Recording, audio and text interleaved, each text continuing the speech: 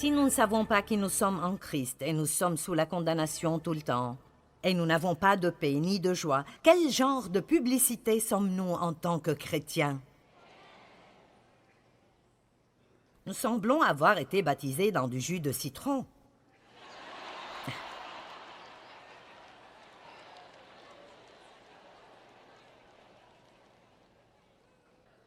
Beaucoup de chrétiens ne savent même plus comment s'amuser. Ils deviennent si religieux parce qu'ils pensent que c'est tout ce qui importe pour Dieu. Et ils arrêtent de faire quoi que ce soit d'amusant après cela.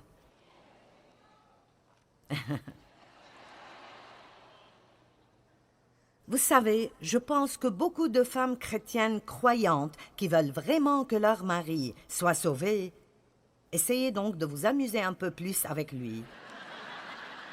Au lieu d'imposer les mains sur lui tout le temps pour chasser les démons.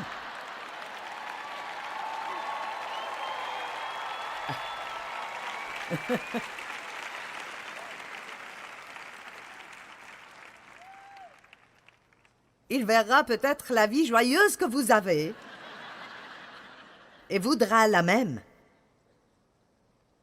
Est-ce que Dieu veut que je jouisse de ma vie? Maintenant. Vous savez, c'est un grand problème pour moi, parce que je n'ai jamais pu vivre mon enfance. Juste à cause de l'abus dans notre maison et la colère que mon père avait, l'homme méchant qu'il était et la peur qu'il provoquait. Je n'ai jamais vécu mon enfance et je n'ai pas réalisé cela jusqu'à devenir adulte. Vous savez, quand j'ai épousé Dave, j'ai pensé, est-ce que tu dois faire le pitre tout le temps? Je veux dire, quelqu'un ici doit être responsable pour quelque chose. Et ce n'était vraiment pas qu'il était irresponsable, c'était juste que quoi qu'il fasse, il doit en jouir. Et c'est là le but que je poursuis pour moi-même et pour vous tous. Je ne veux pas juste jouir du jour de paix ou des vacances ou du shopping. Je veux jouir si je dois aller faire les courses et si je dois faire le ménage. Je veux jouir de ma vie, quoi que je fasse, parce que la vie est trop courte pour ne pas jouir de son cheminement.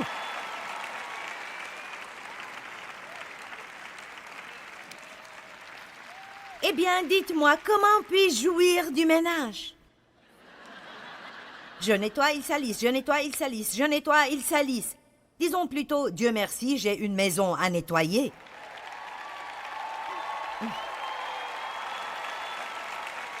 Et, Dieu merci, j'ai une famille, même si elle salit. Parce que vous pourriez vivre totalement seul. Et personne ne salirait jamais rien. Dans votre maison, vous pourriez manger seul, vous pourriez dormir seul, vous pourriez ne jamais avoir personne à qui parler. Puis-je te dire quelque chose? Toi, la dame qui est déterminée de trouver tout ce qui ne va pas en ton mari, et je ne dis pas qu'il n'y a pas de vrai problème, mais j'ai juste quelque chose à te dire. Si tu ne veux pas de lui, il y a probablement une femme esseulée qui serait très contente de te débarrasser de lui. Alors tu ferais mieux de le prendre dans tes bras et de lui dire « Tu es génial ». Et je sais que certains d'entre vous ont des situations très difficiles, mais vous devez les résoudre autrement. Mais je parle juste du pinaillage, des grognements. Tu n'es pas ceci, et tu n'es pas cela, et tu n'es pas...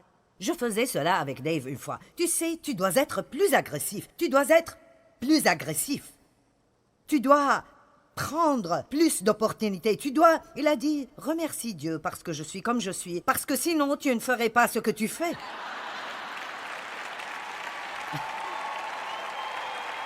Bon, d'accord. Oui, je pense. Nous devenons si mécontents avec ce que nous avons, mais avez-vous jamais pensé que c'est peut-être exactement ce dont vous avez besoin? Oh. Combien d'entre vous sont mariés à quelqu'un qui est tout votre opposé? Dieu a fait ça exprès.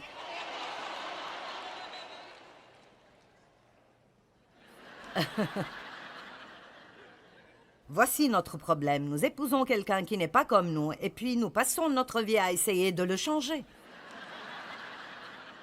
Quoi qu'il en soit, en fait, la Bible dit que la femme doit jouir de son mari. C'est en fait écrit. Ne soyez pas trop nerveux, je n'ai plus que 20 minutes. Le voleur vient seulement pour voler, tuer et détruire. Mais Jésus a dit, je suis venu afin que vous ayez la vie, une vie abondante jusqu'à débordement. Pourquoi jusqu'à débordement? Il veut que nous ayons tellement qu'elle sort de nous vers d'autres personnes. Les femmes contrôlent l'atmosphère dans leur maison. Vous pouvez rendre tout le monde grincheux ou vous pouvez créer une atmosphère de joie. Vous pouvez faire que le problème paraisse pire ou vous pouvez le faire paraître meilleur. Les femmes ont une grande influence.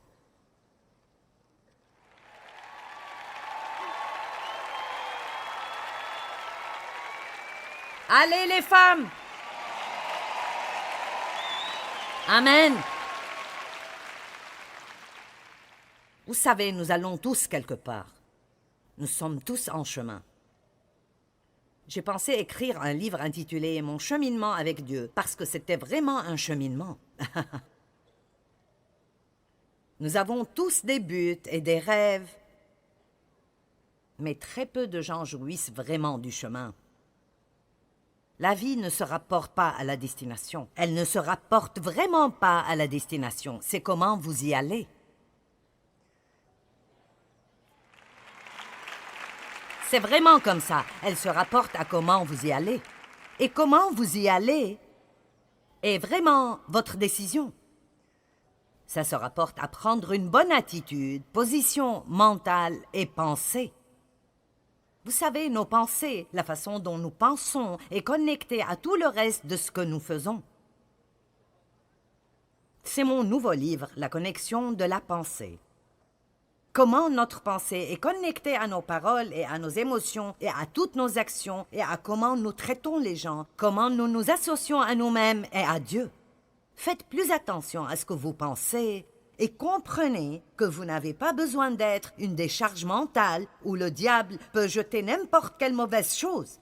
Vous pouvez penser vous-même. Vous pouvez choisir vos pensées. Vous n'avez pas besoin d'attendre de voir si vous sentez que ce sera une journée désagréable. Vous pouvez dire « Aujourd'hui, je jouirai de ma journée. Dieu m'a donné la puissance et l'autorité et je décide de rester calme et de jouir de ma journée. » Et chaque fois que la culpabilité frappe à ma porte, je lui dirai « Seule la justice est là. »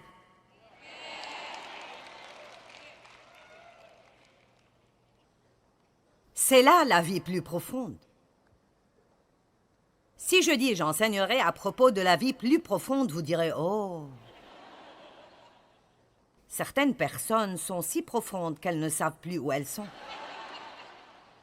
Ce n'est pas difficile. La vie plus profonde est de ne pas être concerné par avoir des choses qui ne font pas tellement de différence, mais de poursuivre la justice, la paix et la joie dans l'esprit. Quand vous avez ces choses en vous et vous avez cette fondation, la vie devient douce et nous pouvons vivre pour Dieu et lui donner la gloire et être quelqu'un que les autres voudraient imiter.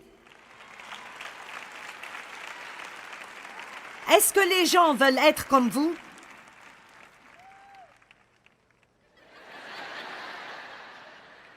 Je n'ai jamais pensé à cela. Réjouissez-vous dans le Seigneur, je le répète, réjouissez-vous. Philippiens 4:4. Paul était en prison quand il a écrit cela.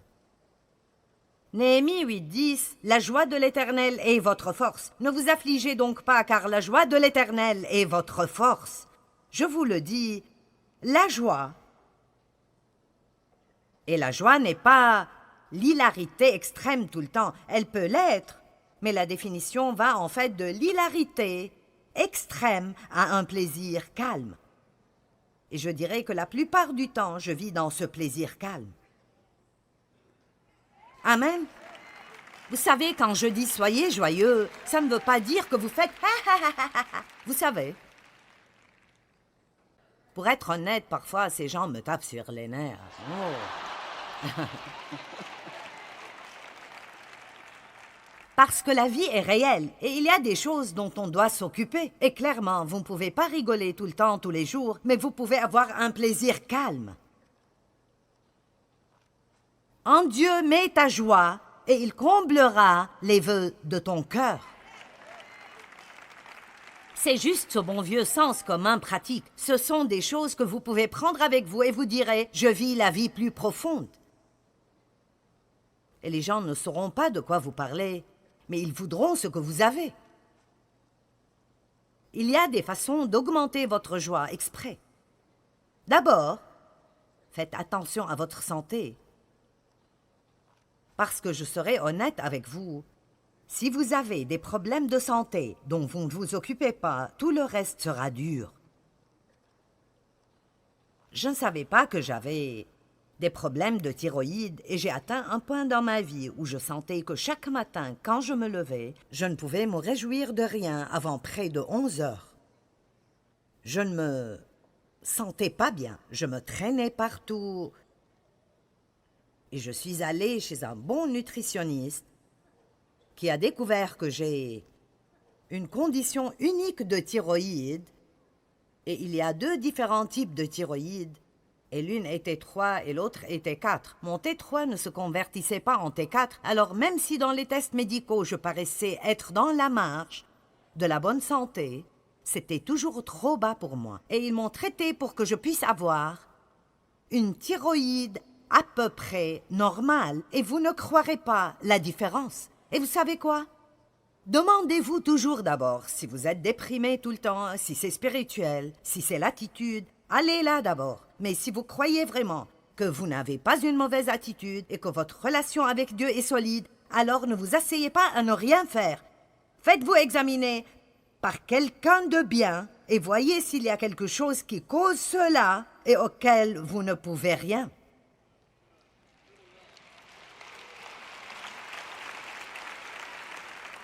Ce n'est pas un manque de foi d'avoir recours à de l'aide médicale. Restez dépendant de Dieu, mais utilisez toute ressource qu'il a donnée. Est-ce que vous m'entendez ce soir? Amen. Et pour garder vraiment une bonne conscience, je dois vous dire cela. Si vous voulez augmenter votre joie, commencez à vous exercer.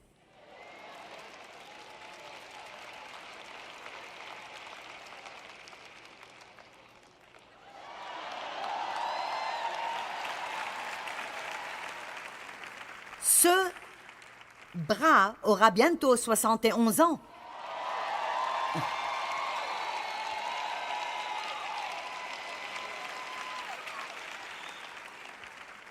Vous pouvez le faire ou ne pas le faire, je vous donne juste l'idée. Vous savez, marchez, faites quelque chose, portez des haltères, vous savez. Dieu nous a donné des articulations pour que nous bougions. Pas pour que nous disions tout le temps « je me sens si mal aujourd'hui, je me sens vraiment mal aujourd'hui ». J'aurais aimé avoir plus de temps avec vous.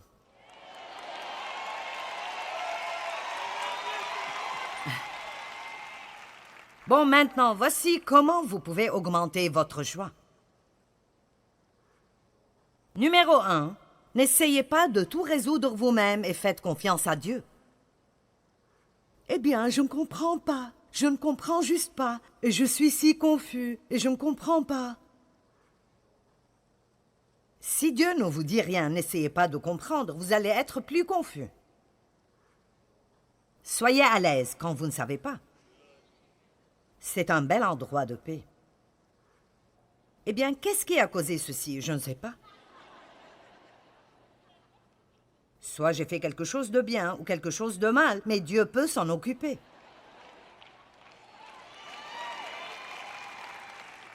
Si nous faisons quelque chose de mal ou si nous faisons quelque chose de bien, l'ennemi vient après nous de toute façon pour essayer de nous arrêter. Alors je ne me tracasse plus avec ces choses. Si Dieu a quelque chose qu'il veut me montrer, je suis très heureuse de le voir. Je n'ai pas peur de ce que Dieu pourrait vouloir me dire. N'ayez jamais peur de ce que Dieu veut vous dire à votre sujet. Vous m'entendez?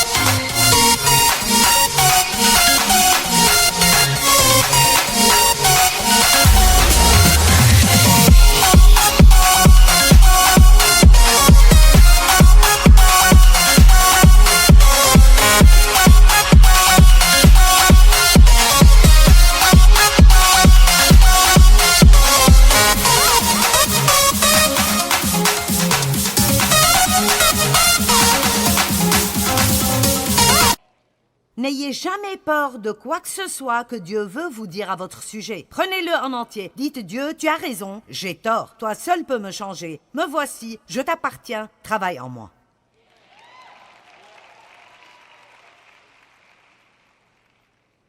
Dès que vous commencez à vous préoccuper et à vous inquiéter de quelque chose, priez et donnez-le à Dieu.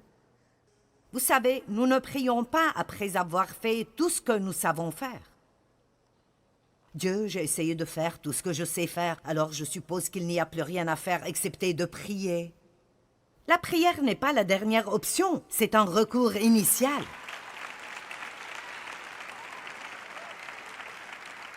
Savez-vous ce que Dieu pourrait faire si vous lui demandez simplement d'être impliqué dans vos problèmes? Je vois des choses si merveilleuses arriver à travers la prière et je prie pour des choses plus vite et plus fréquemment qu'à tout moment passé. Et j'ai déjà vu des choses ahurissantes simplement pour la prière. Seigneur, je te demande de t'occuper de cela. Je ne peux pas le faire.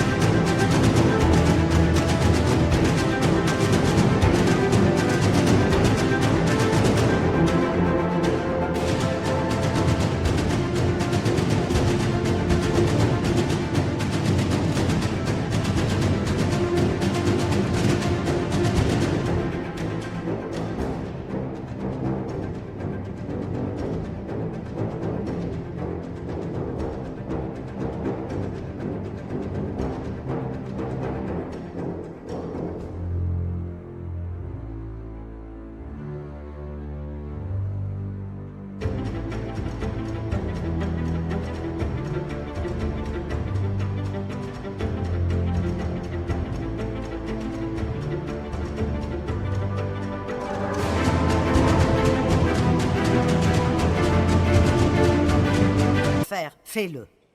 Ne perdez pas votre temps à essayer de changer les gens. S'ils ne changent pas pour Dieu, ils ne le feront pas pour vous.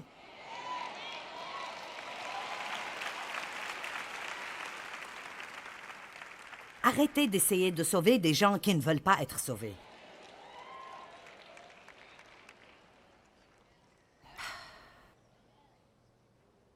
Jean 16, 24. Demandez et vous recevrez pour que votre joie soit complète.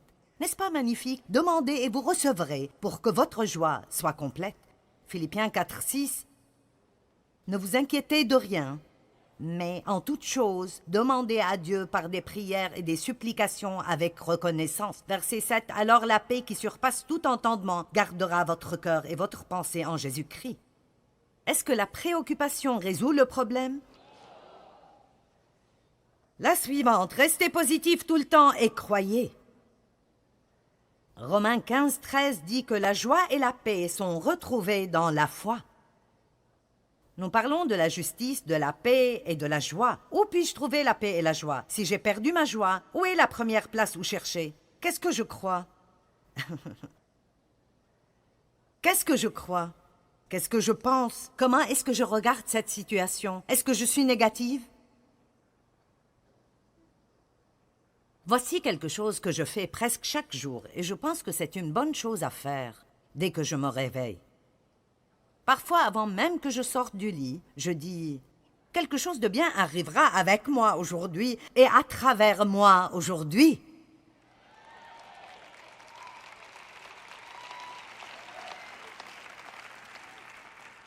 Attendez-vous à de bonnes choses. Attendez-vous à cela. Sortez vos attendeurs du fond de votre armoire et commencez à vous attendre à de bonnes choses dans votre vie et le diable s'opposera à vous. Vous passerez par des choses qui vous pousseront à dire « Je ne prierai plus pour cela ». Mais je peux vous donner des versets et des versets où la Bible nous dit d'attendre Dieu. David dit « Oh, si je n'étais pas sûr de voir la bonté de l'Éternel sur la terre des vivants. Dieu merci, nous n'avons pas à attendre le doux moment où nous allons au ciel pour voir de bonnes choses. Dieu veut nous donner de bonnes choses ici, alors que nous vivons sur terre. »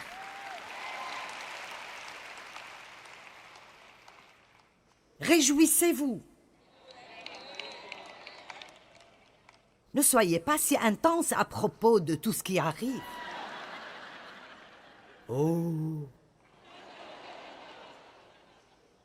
Avez-vous senti cette lourdeur dans la salle aujourd'hui? Eh bien oui, c'était peut-être toi. Faites très attention à ce que vous dites. 1 Pierre 3,10.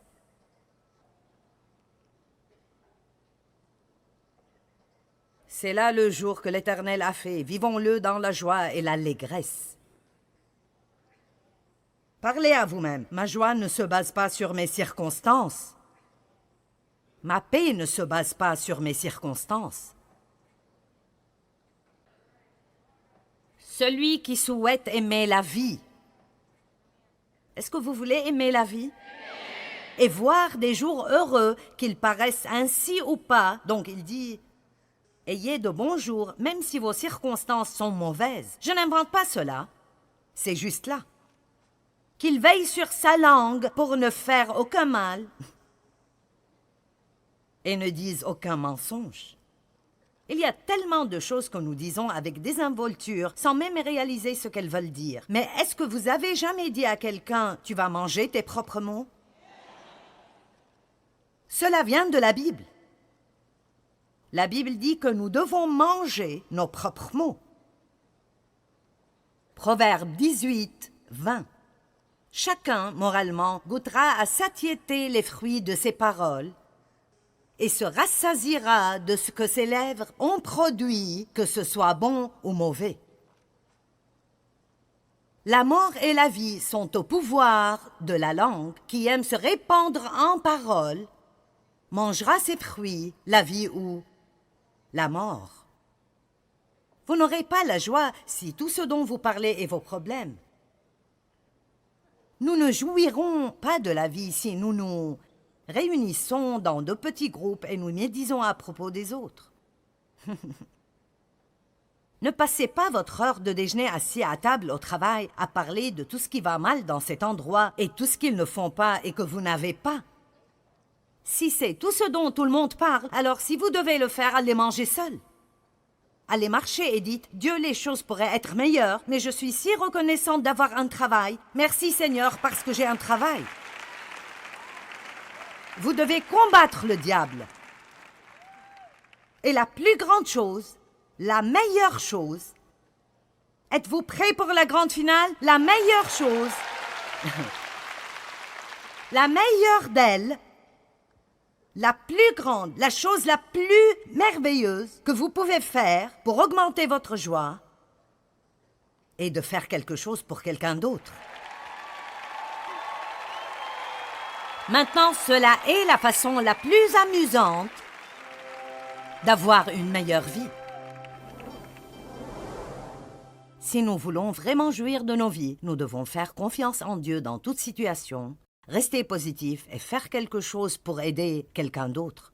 Le psaume 37, 3 dit « Confie-toi en l'Éternel et pratique le bien ». Je pense que c'est une formule très simple sur comment agir quand nous avons des problèmes. nous devons garder les choses essentielles en premier. Et nous devons avoir confiance en Dieu et être une bénédiction pour d'autres. C'est mieux que de recevoir ce que nous voulons. Si nous demandons en premier le royaume, Dieu nous donnera le reste.